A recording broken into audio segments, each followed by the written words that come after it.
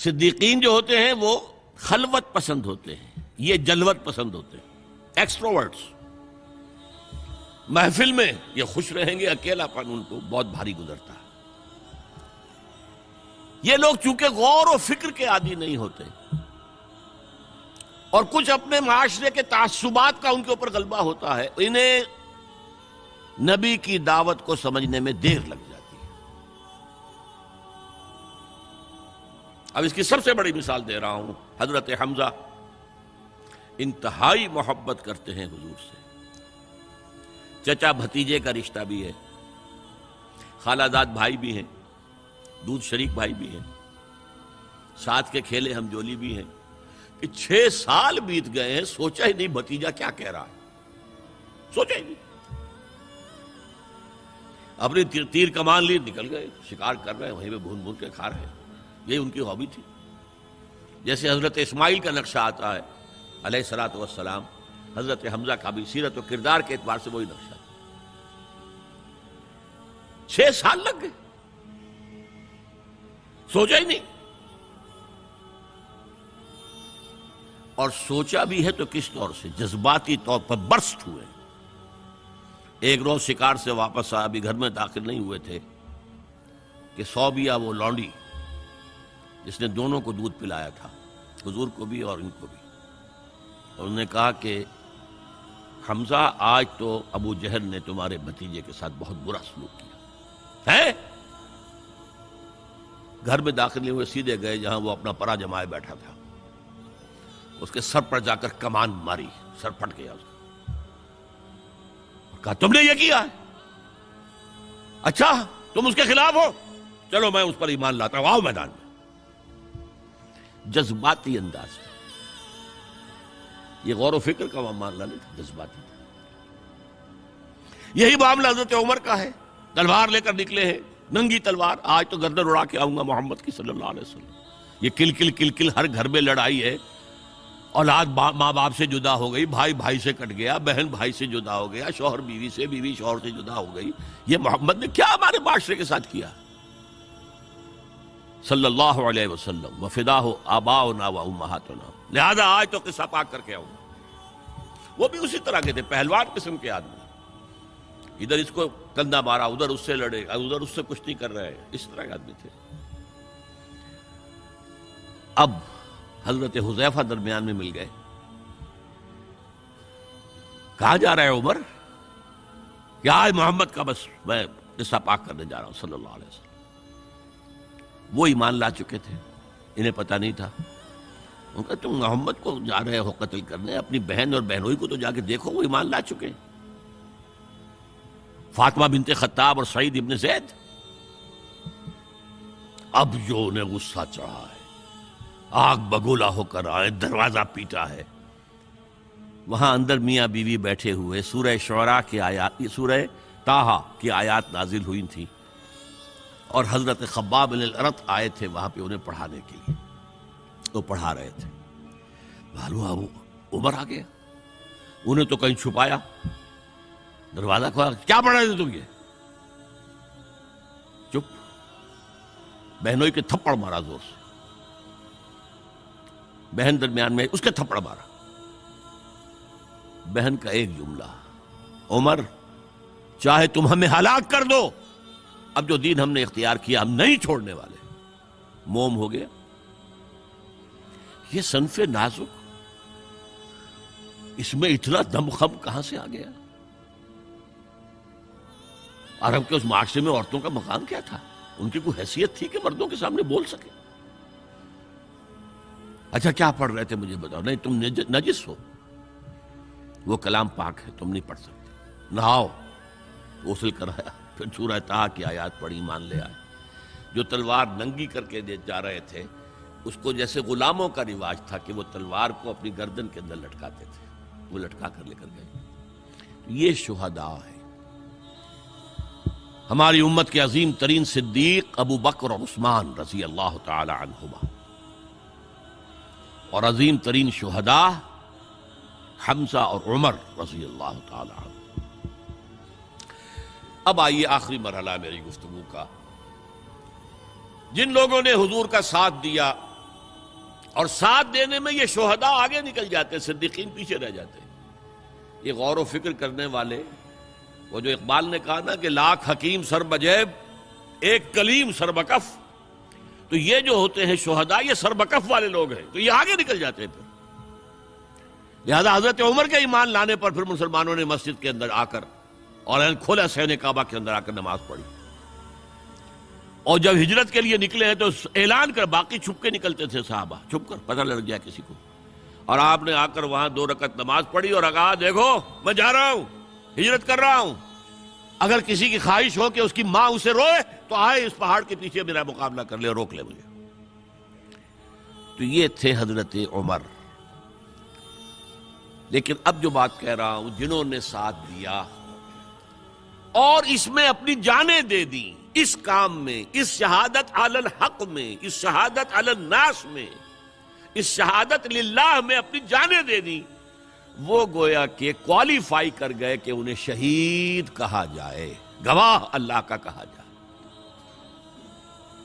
اب حضور کی آنکھ بند ہو رہی ہے. سب سے بڑی اگریو پارٹی کون سی تھی؟ مشرکین مکہ، مشرکین عرب، جن کو کہ حضور کے آخری سال جو تھا زندگی کا، اس میں جو یہ دھمکی دے دی گئی تھی 4 سال 4 مہینے کی مہلت ہے، ایمان لاؤ گے تو ٹھیک ہے ورنہ قتل عام ہو جائے. اب وہ جو سر اپنا دبک کر بیٹھ گئے تھے، اب وہ کھڑے ہوئے. This is the time to strike back. جھوٹے نبی کھڑے ہو گئے، زکوٰۃ نہیں دیں گے. ارتداد، نوٹ کیجئے میری بات، اذا جاء نصر اللہ والفتح ورأیت الناس يدخلون فی دین اللہ افواجا، اور حضور کے انتقال کے بعد یخرجون من دین اللہ افواجا، نکل گئے اللہ کے دین سے فوج در فوج. یہ وقت تھا، ابو بکر کھڑے ہوئے ہیں، آہنی عزم والا شخص، بہت منہدی سے انسان، کمزور سے انسان، رقیق القلب انسان، لیکن عزم کوہ ہمالہ والا تھا اندر. جنگیں کی ہیں. عمر جیسا شخص بھی کہہ رہا ہے رضی اللہ تعالی عنہ کہ دیکھیے مصلحت دیکھیے، آپ نے جیش اسامہ کو روانہ کر دیا ہے، ٹھیک ہے، حضور نے تیار کیا تھا، آپ نے کہا میں کیسے روک لوں. آپ نے نئے نبوت کے جو ماننے والے ان کے خلاف جہاد شروع کر دیا ہے، وہ بھی ٹھیک ہے، وہ مرتد ہیں، کرنا ہوگا. لیکن ان زکوٰۃ والوں سے آپ نرمی برتیں. انہوں نے کوئی کفر نہیں کیا ہے، نماز کا انکار نہیں کیا، زکوٰۃ کا بھی انکار نہیں کیا ہے. وہ کہتے ہیں تمہیں نہیں دیں گے، ہم اپنے طور پر اپنی زکوٰۃ جمع کریں گے، اپنے غریبوں میں تقسیم کر دیں گے. حضرت ابوبکر نے فرمایا کہ خدا کی قسم اگر حضور کے زمانے میں یہ اونٹ جب دیتے تھے زکوٰۃ کے، اور اس کے ساتھ اونٹ کا گھٹنا باندھنے والی رسی بھی دیتے تھے، اور آپ کہیں کہ اونٹ لے جاؤ رسی نہیں دیں گے، تب بھی میں جنگ کروں گا. ایبدل الدین وانا حی، یا دین میں ترمیم ہو جائے گی جبکہ میں ابھی زندہ ہوں، اور اگر کوئی میرے ساتھ نہیں جائے گا تو میں اکیلا جاؤں. بہرحال یہ جو پہلی کاؤنٹر ریولوشنری موومنٹ تھی، اسے حضرت ابو بکر کی فضیلت، ان کا جو یوں سمجھیے کہ وہ پوری بات جو ایک دفعہ پھیل منتشر ہو گئی، حجاز کے چند شہروں تک اسلام رہ گیا تھا، پورا عرب باغی مرتد، کنسولیڈیٹ کر کے حضرت عمر کے حوالے کر. حضرت عمر کے زمانے میں اب جو جہاد ہوا ہے، قتال ہوا ہے، اس میں سب سے زیادہ ایگریوڈ کون تھے؟ ایرانینز. 2 سپر پاورز تھیں، رومن، اس کی 3 میں سے 2 ٹانگیں توڑ دی تھیں، تیسری انٹیکٹ تھی. 3 ٹانگیں کون سی تھیں؟ نارتھ افریقہ پورا اس کے پاس تھا، وہ نکل گیا. ویسٹ افریقہ، شام، ترکی، فلسطین کا علاقہ اس کے پاس تھا، وہ نکل گیا، مسلمان لے گئے. اب رہ گیا یورپ کا، ایسٹرن یورپ. لیکن سلطنت ایران کی دھجیاں بکھر گئی، ختم، نسیہ منسیہ. ایگریوڈ پارٹی تو دوسری کاؤنٹر ریولوشنری موومنٹ ایران سے آئی. ایرانی نیشنلزم، ایرانوں میں بڑا غرور تھا. آپ نے وہ تو فردوسی مسلمان تک کہہ گیا ہے، شیر شتر خوردنو سوس مار عرب را بجائست آیت بکار کہ تختے کیا نہ کند آرزو تفو برتو ہے چرخ گردہ تفو. یہ عرب، یہ اجڑ،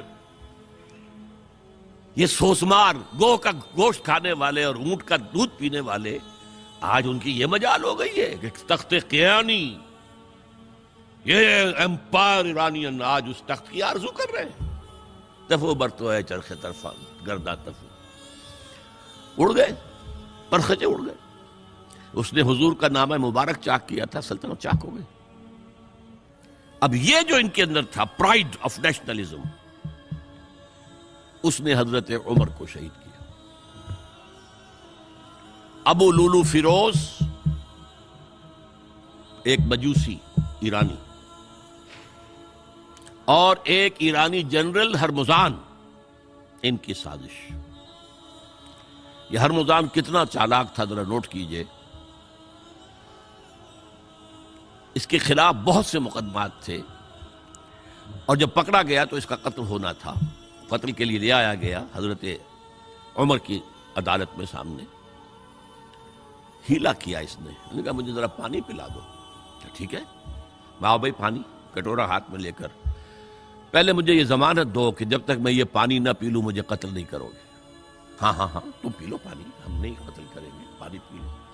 کٹورا پھینک دیا، کرو قتل مجھے. اب جب تک میں یہ پانی نہیں پی لوں تو مجھے قتل نہیں کرو. کہاں سے لاؤ گے وہ پانی؟ اب چھوٹ گیا. لیکن پھر جو سازش کی ہے ابو لولو کے ذریعے سے، ابو لولو غلام تھے کسی صحابی کے، انہوں نے مکاتبت کی ہوئی تھی کہ اتنا اگر تم پے کرتے رہو گے تو اتنے عرصے میں تمہیں میں آزاد کر دوں گا. آ کے حضرت عمر سے شکایت کی کہ بہت زیادہ مجھ پر رقم ڈالی ہوئی ہے انہوں نے. حضرت عمر نے پوچھا تم کام کیا کیا جانتے ہو؟ بھائی یہ بھی جانتا ہوں، یہ بھی جانتا ہوں، یہ بھی جانتا ہوں، یہ بھی جانتا ہوں. فرمایا پھر یہ زیادہ نہیں ہے. اور دیکھو اس نے کہا تھا میں چکی بھی بناتا ہوں، ایک چکی میرے لیے بھی بنانا. کہا آپ کے لیے تو میں وہ چکی بناؤں گا جو رہتی دنیا تک یاد رہے گی. وہ شخص جس نے قتل کیا حضرت عمر. سمجھا یہ گیا تھا کہ یہ اس پلر پر کھڑا ہوا ہے سارا دین کا نظام. عمر عمر واقعتاً عظیم ترین شخصیت. آپ کو معلوم ہے کہ ڈاکٹر مائیکل ہارٹ جو 100 پوری دنیا کے عظیم انسانوں کا جو اس نے چناؤ کیا ہے 100 کا عظیم ترین انسانوں کا، نمبر 1 پر حضور ہے تو نمبر 50 پر حضرت عمر ہے. مسلمان اور کوئی شامل نہیں ہے اس میں. هي الحلقات تحفظني بآيات من القرآن، هي الحلقات تملأني بحب المصطفى العدنان.